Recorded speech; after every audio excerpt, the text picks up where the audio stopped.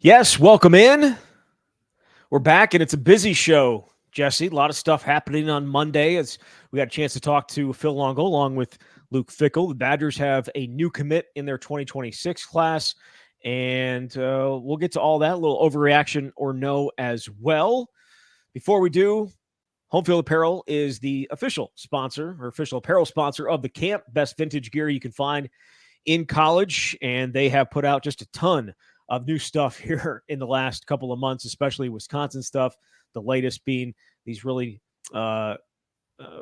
fun-looking, or I should say 90s-looking pullovers that you can find up on homefieldapparel.com. You can use the promo code Bucky24 for 15% off your first purchase.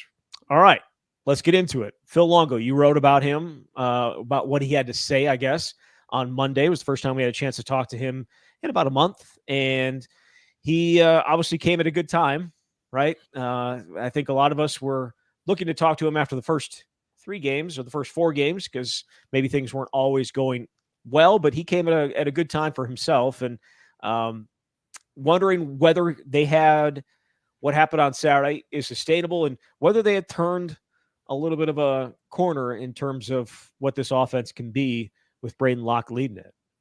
That's essentially the question that I asked in the story that I wrote that's up today on The Athletic, because it's hard to know. Nice segue there, or plug. Just served it right up. Look, when the end result on Saturday is 52-6, the tone and the tenor of the conversation is going to be a heck of a lot different than it was after the first 4 games. We know Purdue is a bad team. When your head coach says you're a bad team, like Ryan Walters did, you are not in good shape. And so is this sustainable, or is it a one-game mirage? I do think there are some things that they did that at the very least have given them more optimism than they've had at any point this season based on what they've shown on the field. Now, they may internally have felt some optimism, but you got to go out and do it. And for Phil, I thought it was some of the things that he said that were interesting were like his approach week to week, the way he put it, is not different for Purdue compared to Alabama or USC. It kind of sounded to me like he was saying the execution was better and the small things that they are trying to do were performed at a higher level by the players, because he said they called some plays that they called earlier in the season that didn't work, and they did work. Now, the common denominator here could be Purdue, but I think when you go across the board and see position by position that guys were making progress, it at least gives them some optimism moving forward.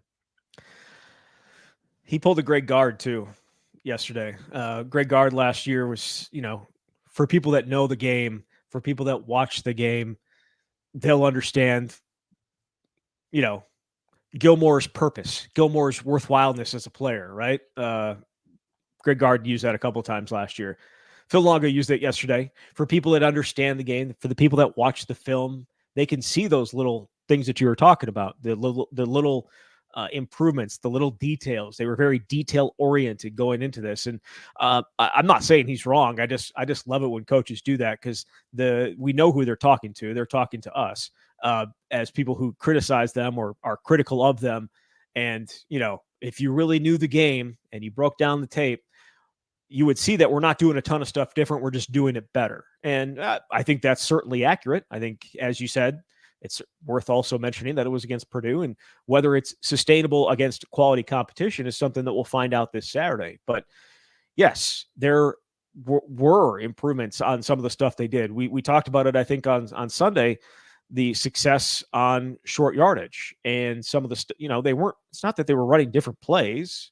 They weren't letting guys come free off the edge. There were some different things, and he holds responsibility for that as a play caller, and guys have to execute, and that's what they did. And we'll see if they're able to carry it forward. But I always love when coaches do that. Big fan of it. Yeah. I will say, it's our job as reporters or media members to try to be as objective as we can. Sometimes that's difficult because we are human, but it's a results-based business. And if the results aren't showing on the field, it's our job to say that the results are not showing on the field. And obviously, when you're a coordinator and assistant coach, you get paid a lot of money to figure out how to make that happen. So, yeah, there may be real small things that we're not aware of or whatever it is you're doing in the film room, but ultimately you're judged by the product you put out on the field. So Week game 5 is the best version of this offense that we've seen, which again, haven't been a ton of, I guess, comparisons that we can make through the first 17 games. But I thought it was interesting as well. Luke Fickell was talking about 41 seconds left in the third quarter. And I went back and watched what he was talking about. There was a timeout. It was first down. And he said he told Phil that he wanted them to run the ball so they could get to the other side of the field, flip the field. They're at the 17-yard line. They wanted to go down to the student section so he could enjoy jump around and that the group could enjoy it by the student section.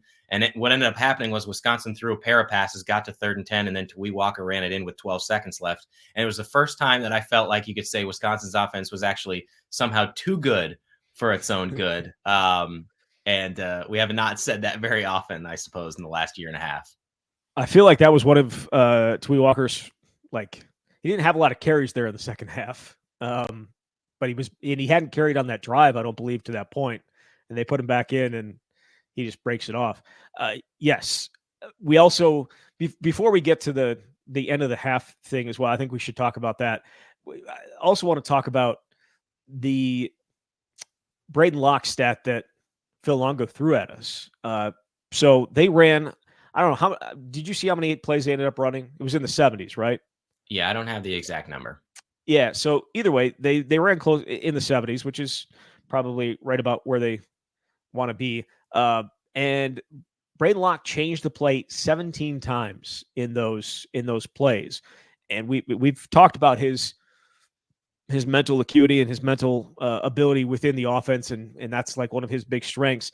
And Phil said he was right on 16 of those changes, that it turned into a better play. Like he's talking about his play call. He goes, we can't just rely on my play call being better than the defensive coordinator's play call every single time. You have to be able to look at the defense, see what it is, and make changes. And Braedyn Locke, because of who he is and what he is as a film nut and a film junkie and a football junkie, was able to change it 17 times, and it resulted in a positive play 16 times. And I think I'd love to know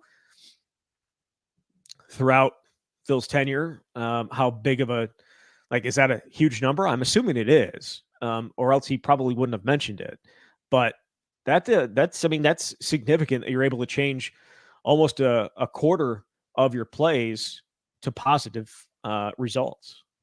I think this speaks to exactly what Phil has wanted this offense to be and perhaps what it has been in previous stops, because he's talked all the time about getting to a point with these players where they're able to react. We hear all the time, let athletes go be athletes. But it also comes back to the quarterback and his decision-making ability. That's part of this offense, is how much Phil puts on the quarterback to make good judgment calls. And you're right. We've heard constantly, we've talked about it repeatedly. Braedyn's intelligence is one of the things that has consistently separated him. But for him to be able to be comfortable enough to identify what he's seeing, what he's learned on film, and then check out of a play that Phil called into something that is going to put Wisconsin in a better position 16 out of 17 times is kind of what I think the ceiling for this offense is. Not that they're going to score 52 points, but that you've got to have the players who can execute, and it all starts with the quarterback, because Phil's best teams have had some pretty damn good quarterbacks who could do these types of things. I'd like to know which 17 plays they were, and I will never probably get that, but I believe, at least on the 25-yard touchdown pass to Tretch Kekahuna, that was one of the instances. And obviously, Wisconsin really was firing on all cylinders offensively and defensively against Purdue. Do you think he changed the play that he went the wrong way on and just nobody else got it? Maybe that's the one. I think you and I were both very confused about what exactly was supposed to be happening or what he was looking for there. But for the most part, pretty darn good game. Yeah, no, it definitely was. That was a shot that probably didn't need to be taken. You're right. That's my bad. So the end of the half thing, I think there was a lot of people wondering what was going on. I know we were wondering what was going on in the press boxes. They drove down before the first half, the end of the first half, and it felt like they were just taking their time. Like it felt like they were not in a hurry and just, let's lollygagging down the field here. And there was a point, like I think with about a minute left, that we were wondering about, but I ended up asking Luke Fickell about it, and I didn't do it very well. I didn't have all the information. I should have been a lot more detailed in exactly what I was asking. So I didn't get the exact answer I was looking for. But I said there looked to be some indecision there. late in the first half. It ended up being right after Darian Dupree ran for a first down. There was 26 seconds left, and Wisconsin didn't appear to be in any kind of a hurry, and they like subbed. And if you go look at the TV copy, you can see Phil Longo or Luke Fickell like looking to his left and like wondering like, what do you want me to do here? And I know who he's looking at. He's looking at Phil Longo, because Phil Longo comes into the screen a little bit later, and there may have been a disagreement, I think, between in that realm, but it ran down to 19 seconds before he called timeout. So they lost 7 seconds. Luke said it was 4. And while it doesn't really matter because they went and scored in a different game, it definitely could have mattered. Those 4 seconds that he said that they missed out on could have definitely made a difference. But he just said they thought that they would have gotten up and run another play right away. Instead, they were trying to sub, which would have allowed Purdue to sub, and that would have just obviously messed with the clock even more. And so they had to call timeout. It didn't matter because they hit C.J. Williams on the next play, and then obviously Tubby Walker went into the end zone on the next play. But it could have mattered. Those seconds could have mattered, and probably will against quality competition. And it just felt a little disjointed. And I don't know. I wish I would have been better with the question, but he at least explained a little bit of what they were thinking there. The touchdown changes this conversation, because if they don't end up scoring, then we're all looking for things to nitpick in what would be a 45-6 victory. And that would be one of them, because to me, it wasn't just when you asked the question, I thought you were referring in general to that entire sequence where there were a couple minutes left or a minute and a half or whatever. And it just didn't seem like they were in any kind of hurry. And obviously they had a plan that worked out, but I was just wondering, well, you're using up so much time. You're going to be in a spot where you only have so many plays available to you. And it's not like you're, based on how Purdue's playing, worried about giving them the ball back with too much time. To me, it was, do you have enough time to score? But the specific sequence that you asked about and that Luke addressed was with the clock running down and he decided to call timeout. I think we're all trying to read between the lines and parse things when things aren't going well. And Phil Longo and Luke Fickell and the decisions that they're both making and what Luke wants. I also think it's a situation where you've got two extreme competitors who maybe go about things in a different way. And obviously in that particular instance, the offense was not functioning as it needed to be. And there was a little bit, as you said, disjointedness. So it was the right call for Luke to call a timeout. And I understand his frustration, and obviously it worked out. But these are the kinds of little interactions that I think we're all monitoring when you're looking at an offense that until the Purdue game had not functioned at its highest level. Well, I'm wondering for you, do you think it has those issues have to do with a lack of connectivity between the two? Or is it just the fact that a defensive coach is the head coach and he's the one that has the ultimate say on whether you're calling timeout and doesn't know exactly what the plan is with the offense and what he's planning to do there?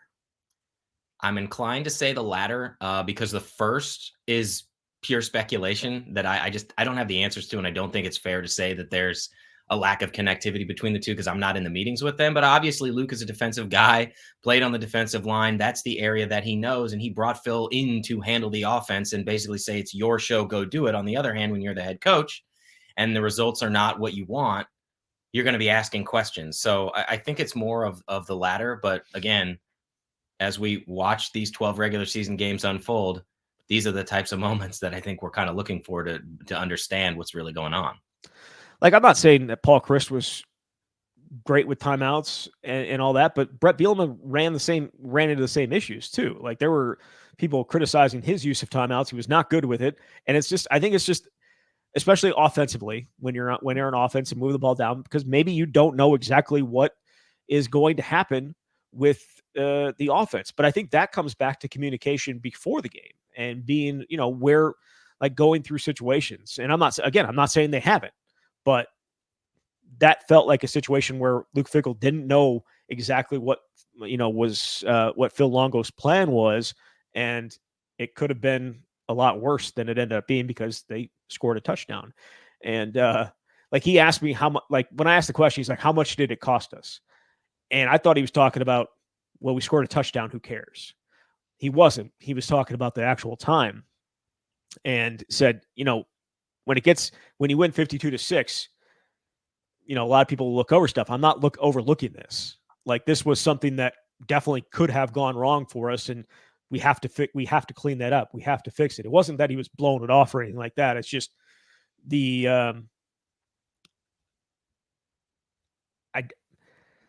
I feel like there has to be better communication on the sideline. I think that's what it comes down to. And certainly you could see some guys behind them, even like with their hands like this, like, let's go. And then like other guys doing like, what's going on here? And finally, they called the timeout, and it cost them 7 seconds, but again, didn't end up mattering. Anything else that stood out for you from Phil Longo or Luke Fickell? Nothing major. Okay. The biggest talking points, I think, fade away for a week when you win like that. They do. Yeah. There were some things that whatever. It doesn't matter. Gonna move on.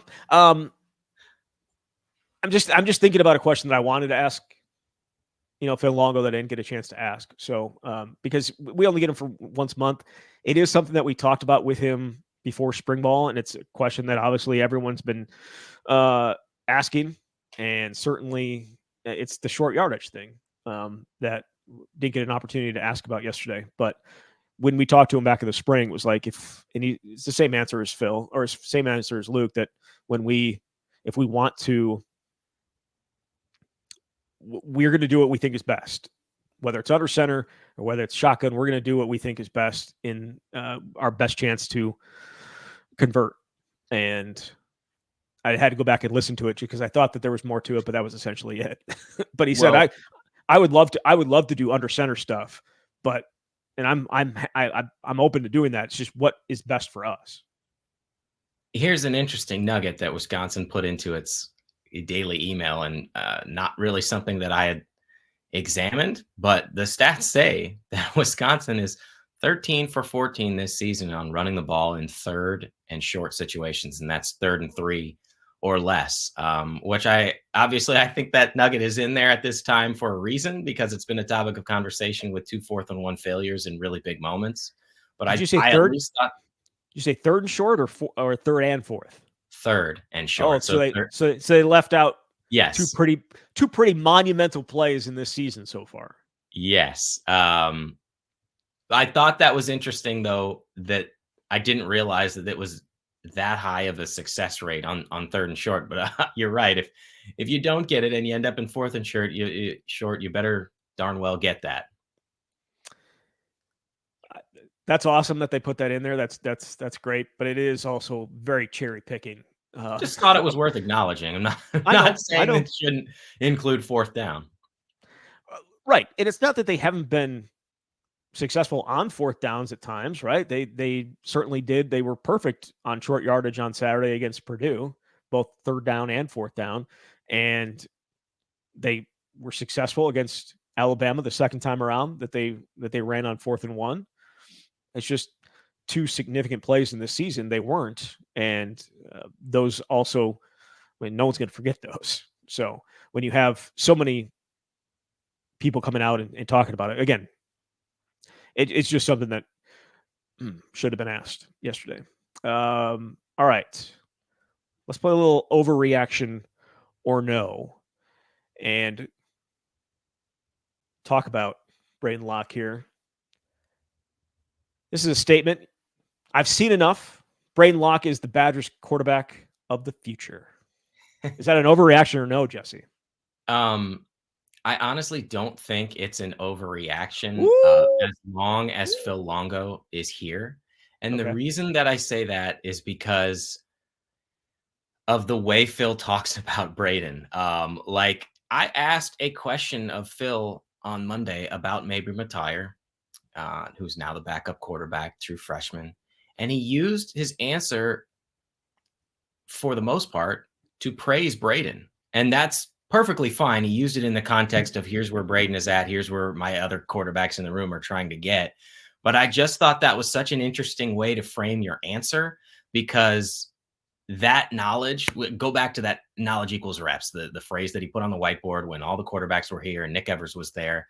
I just think that is so important to Phil. Now, that's not to say there aren't quarterbacks who are more talented, but I think that he's so much further ahead than any quarterback they'd bring in unless they decide it's going to be another like 5th-year transfer guy.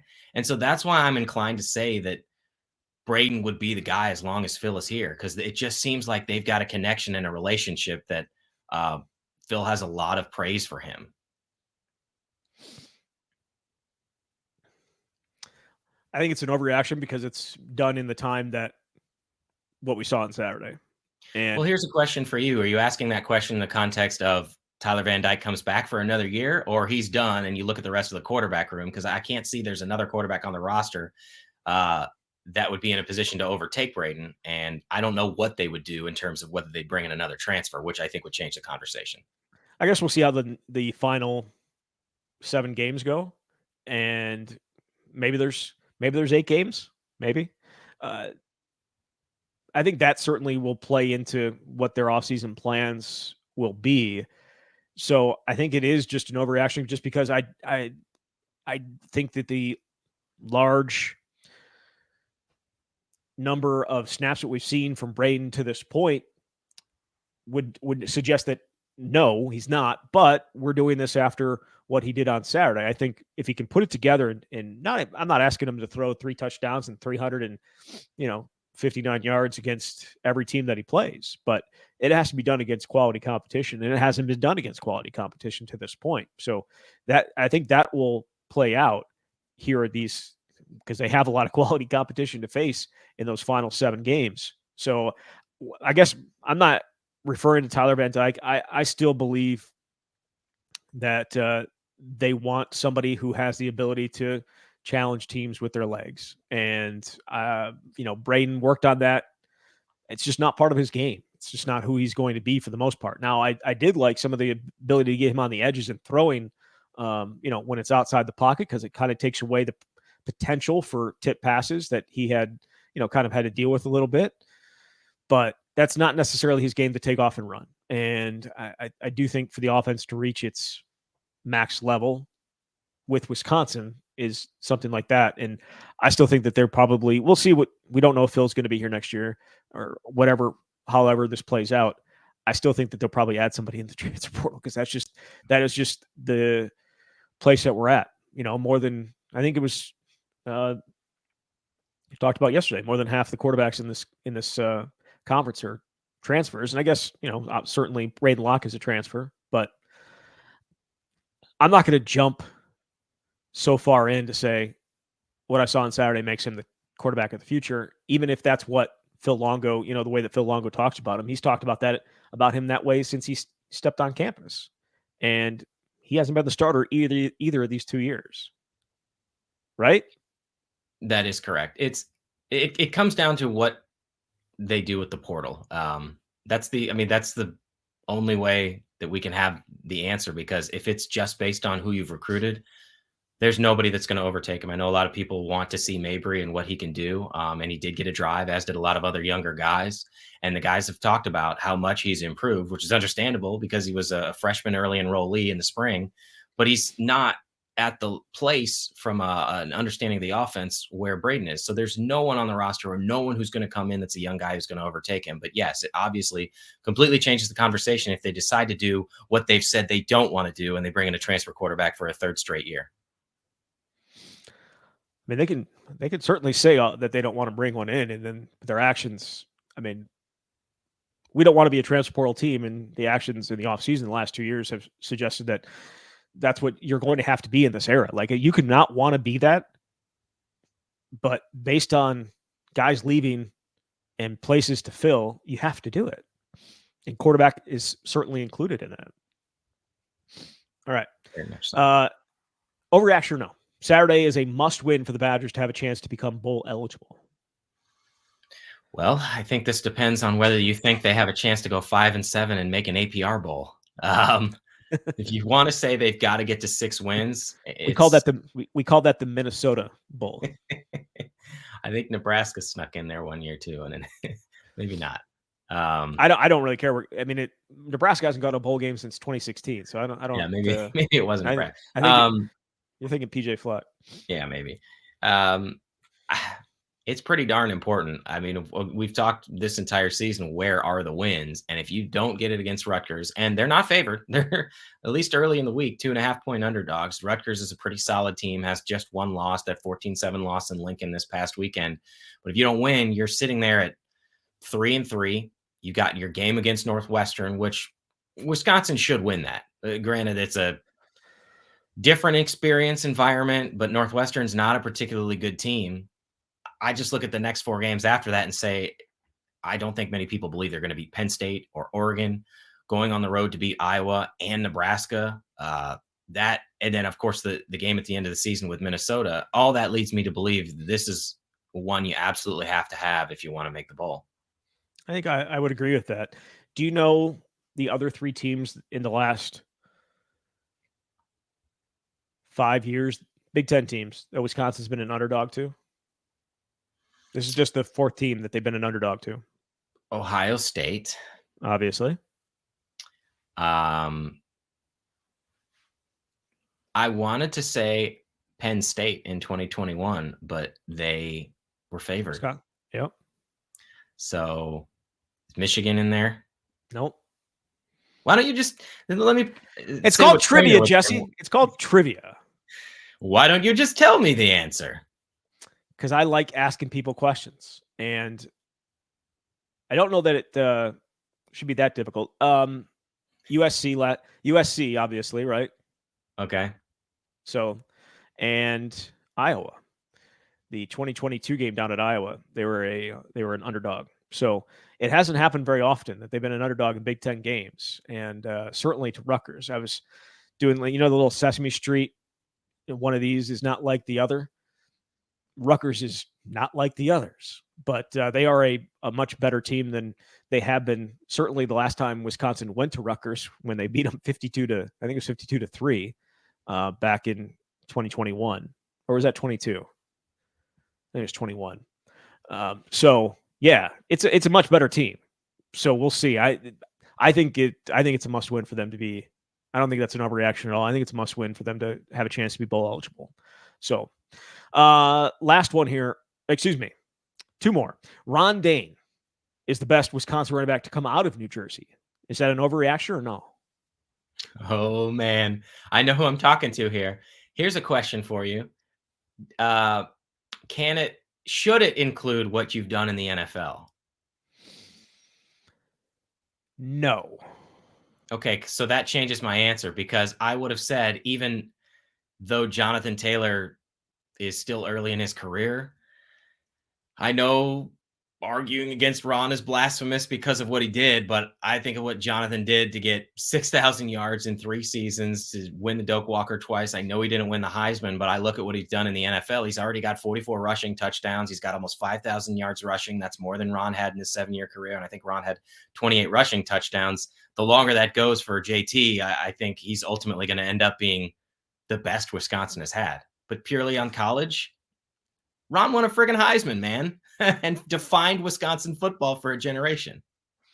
If this question was Ron Dayne is the most accomplished Wisconsin running back to come out of New Jersey, I would have to say that's not an overreaction.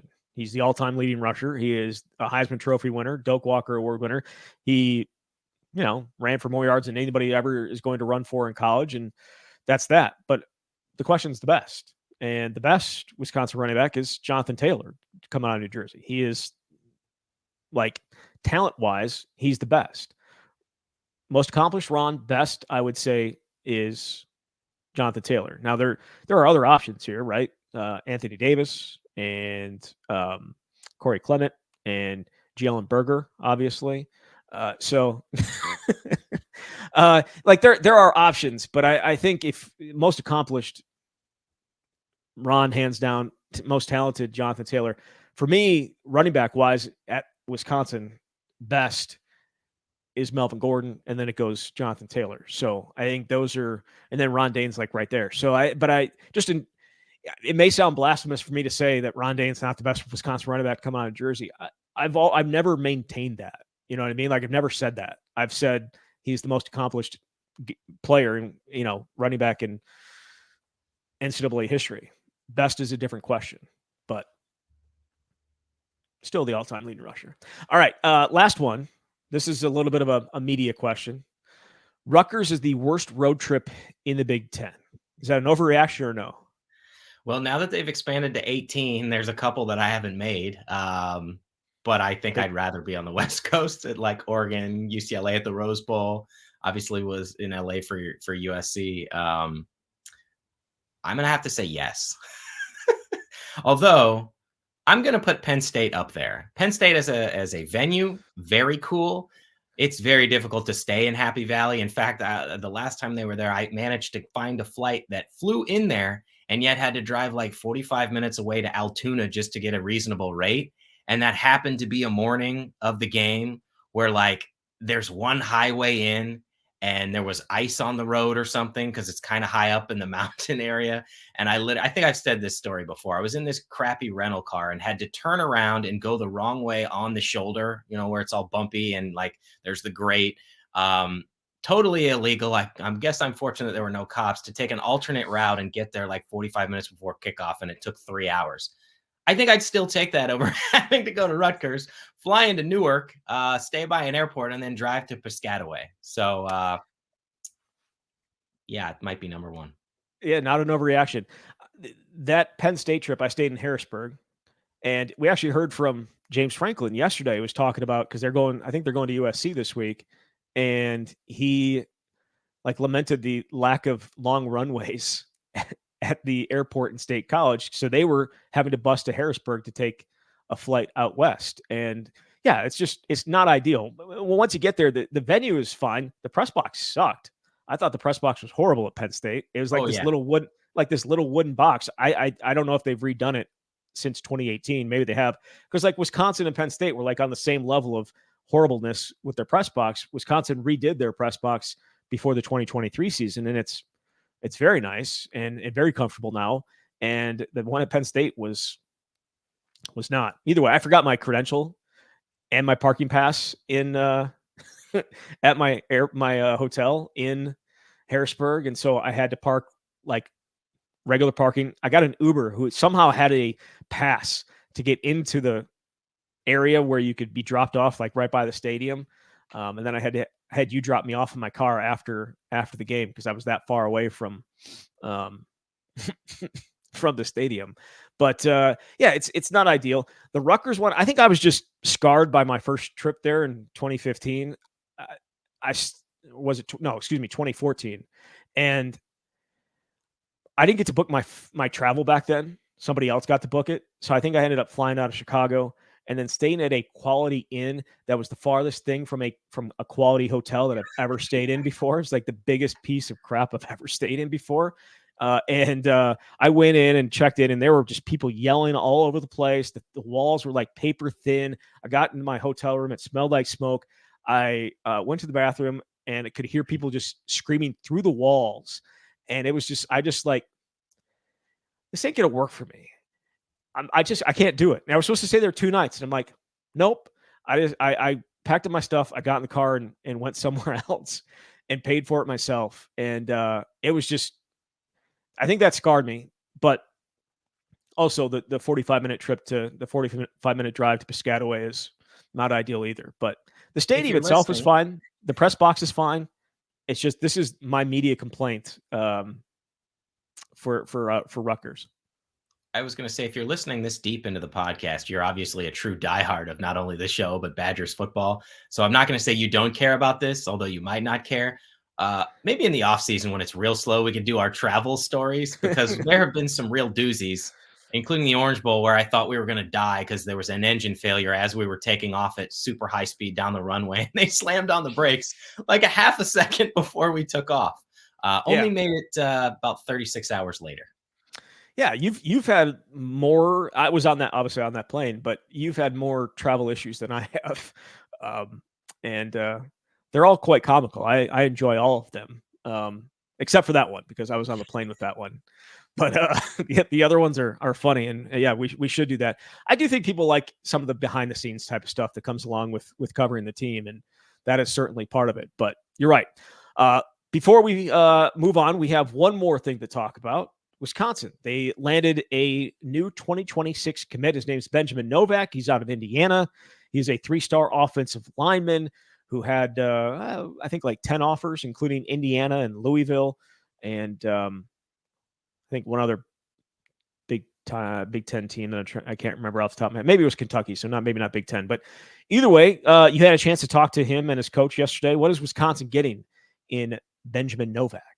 Well, they're getting a legit 6'6", 320-pound prospect, which obviously is hard to find, though Wisconsin manages to find all of them, it seems like. What's interesting to me about him is when you think of someone that big at a high school program, especially a high school program that plays at a little bit smaller level, a private school in Indiana, I always thought you stick him at tackle. You put him at left tackle. He protects the blind side. Just let him do his one thing. With him, he's played every position along the line other than center in a game. And what I found notable about what the coach said was they will line him up in a specific spot to negate whoever the best defensive player is. So if it's a defensive end, and his coach was telling me last year there was a D end who ended up going to a MAC school, they stuck him at tackle in his first career start as a sophomore, and he did great. But if there's someone on the interior, they'll put him at guard. And that's not something that I've heard very often from a guy that big. And I think it speaks to his versatility. And AJ Blazek looks at him as an interior lineman.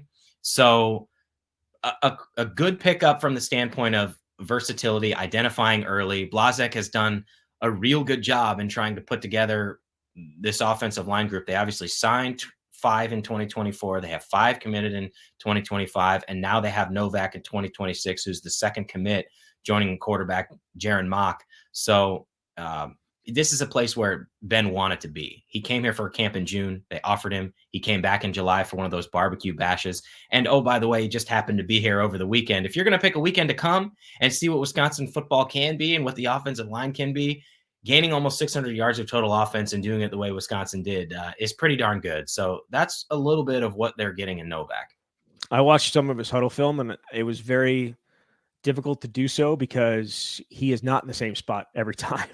However, he is a big dude, and so it's nearly impossible to not notice where he is on the offensive line compared to his teammates and compared to the defensive lineman that he was facing.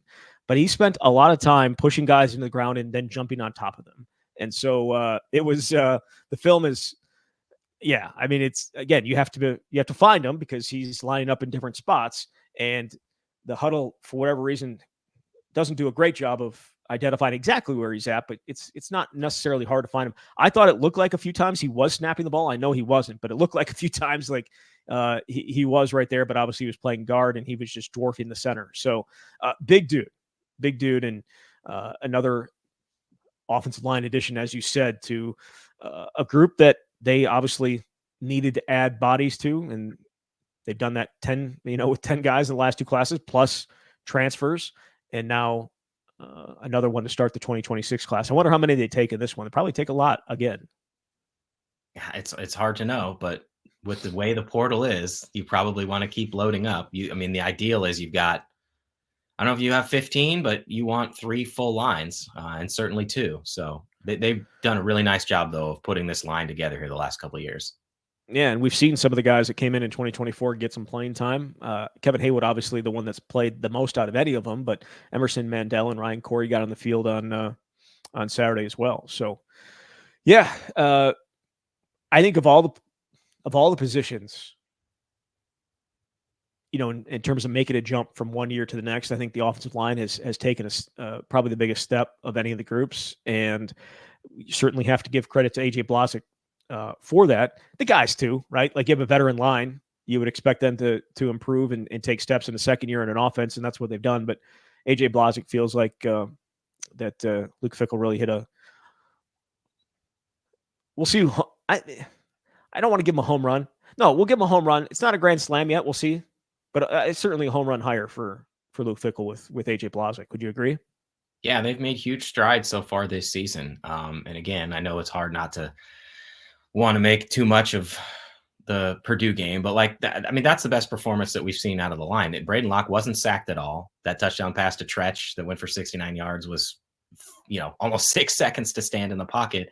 And the Pro Football Focus grades, if you want to give them clout or whatever, they had 5 guys that graded out 80 plus on pass blocking. And that's not something we've seen very often. So, and that includes Kevin Haywood, who ended up playing 35 snaps because Jack Nelson went down. So there's a lot of good things going on, I think, with that offensive line at this point. Yeah, for sure. And we'll see how the rest of the 26 class plays out. Feels like we haven't had a lot of recruiting to talk about because they filled out their 25 class so early. But 26 class will be starting to ramp up here as we get into, November, December, January. I think things that we'll get to see even more from that group. So put out a ton of offers, I think, just this week. All right, Jesse, we'll be back Thursday. Look ahead to the game against Rutgers and make our picks for week 7 already. Jesus, it's flying. Thank you very much, Jesse. Thanks, Zach. All right, there is Jesse Temple from The Athletic. You've been listening to The Camp.